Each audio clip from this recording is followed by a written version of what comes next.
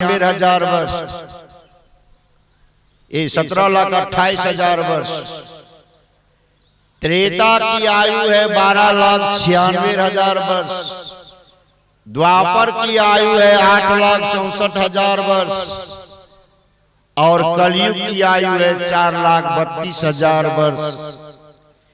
ये चारों युग जब एक एक बार बीतता है तब ये चौकरी कहलाता है। एक एक 1000 बार बीतेगा तब ब्रह्मा का 24 घंटा होगा, एक दिन रात, और उसमें 30 से गुना करने पर ब्रह्मा का 1 महीना होगा। 12 से गुना करने पर ब्रह्मा का 1 साल होगा। तब उस साल से ब्रह्मा जी की आयु 100 साल है। ऐसे ब्रह्मा भी चोला बदल देते हैं। जब ब्रह्मा जी चोला बदलते हैं तो भगवान विष्णु का 24 घंटा होता है। अब उस घंटा को आप एक दिन रात हुआ, 30 से गुना करेंगे तो महीना, 12 से गुना करेंगे तो साल, फिर उस साल से 100 साल भगवान विष्णु की आयु है। भगवान विष्णु भी चोला बदल देते हैं। जब भगवान विष्णु चोला बदलते हैं तब शिव जी का एक मुहूर्त होता है। एक मुहूर्त का मतलब 45 से 46 मिनट होता है। फिर इसको घंटा बनाइए, फिर इसको महीना बनाइए, फिर इसको साल बनाइए। उस साल से शिव जी की आयु 100 साल है। जब शिव जी चोला बदलते हैं तब आज्ञा देवी जगत जननी अपना पलक गिराती है। पलक, आँख की पलक गिरने का नाम लव और लव है। 60 लव का एक निमेष। अब इसको फिर घंटा में परिणत करें, घंटा से फिर महीना बनावे, फिर वर्ष बनावे, उससे फिर 100 वर्ष आद्या देवी जगत जननी की आयु। उसके बाद फिर वो चोला बदल देती है। लेकिन आज तक परमात्मा जो सृष्टि के कण कण में व्यापक हैं, सत्संग यज्ञ करने का फल है। ऐसे परमात्मा विश्ववास प्रगटे, विश्व में वास करने वाले परमात्मा मनुष्य शत्रुपा के सामने प्रकट हो गए इसी सत्संग यज्ञ के फल के कारण। कश्यप मुनि वामन भगवान के पिता बन गए सत्संग करने के कारण।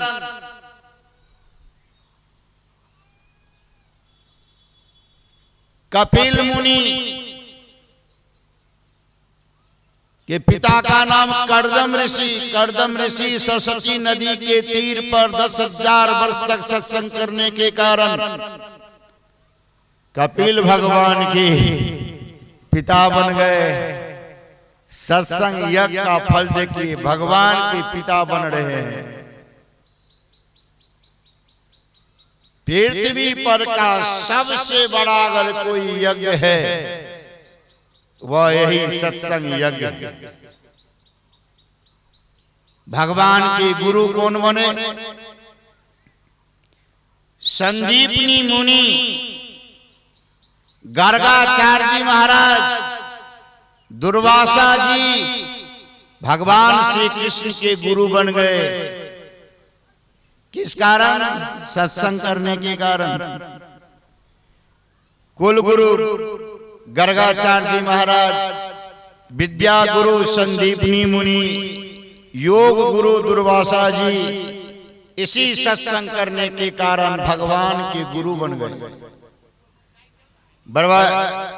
गर्गाचार्य जी महाराज ने कहा, सत्संग की महिमा को बतलाते हुए गंगा पापं शशि तापं दैन्यं कल्पतरुर् हरे पापं तापं तथा दैन्यम सद्य साधु समागम। गंगा पाप को हर लेती है, शशि ताप को हर लेता है, कल्प वृक्ष दीनता को दरिद्रता को हर लेता है। ऐसे हम लोगों को पाप को हरने के लिए, ताप को हरने के लिए और दीनता को हरने के लिए 3 जगह जाना पड़ेगा। भगवान श्री कृष्ण के कुल गुरु गर्गाचार्य जी महाराज कहते हैं कि अगर कोई व्यक्ति सत्संग यज्ञ में आ जाए तो पापं तापं तथा दैन्यम सद्य साधु समागम। ये साधु के समागम में उसका पाप, उसका ताप और उनकी दीनता दरिद्रता ये सत्संग हर लेते हैं। भगवान श्री कृष्ण के गुरु 3, भगवान श्री राम के भी गुरु वशिष्ठ जी, गुरु विश्वामित्र जी, ये सब भी सत्संग कर करके भगवान के गुरु बन गए। निशी प्रवेश मुनि आयुषु जिन्ना सब ही संध्या बंधन किन्ना। देखते हैं ये सब सत्संग कर करके भगवान के गुरु बन गए। और अगर आप लोग ऐसे सत्संग को नहीं छोड़ेंगे, ये सत्संग एक दिन स्वयं आपको भगवान बना देगा। ऐसा प्रमाण आप लोग जानते होंगे। भगवान रमन महर्षि का नाम सुने होंगे। भगवान रमन महर्षि 52 वर्ष तक एक ही पत्थर पर बैठ करके सत्संग करते थे। 52 वर्ष तक किए।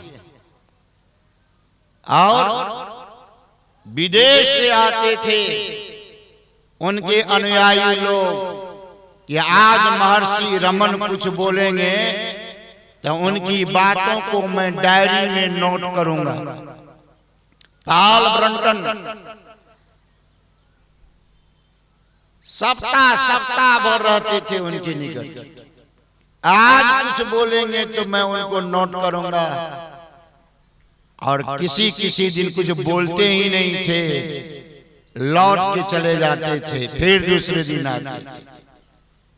ऐसे रमन सत्संग करने के कारण ही उनका नाम रमन से बदल गया। रमन का नाम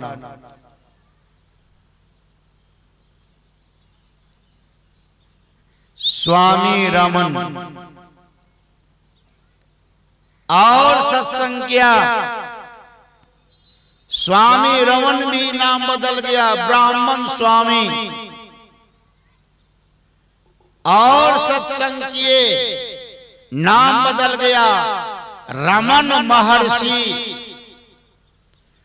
और सत्संग किए, सत्संग की पराकाष्ठा पर, साधना की पराकाष्ठा पर पहुंचकर अपने आप को जब परमात्मा पद में लीन कर लिए, अपनी आत्मा को परमात्मा में विलीन कर लिए, तो उनके नाम के आगे भगवान सब जुट गया। भगवान रमन महर्षि। किस कारण का? ये सत्संग करने के कारण ही रमन महर्षि के नाम के आगे भगवान शब्द जुट गया। भगवान रमन महर्षि।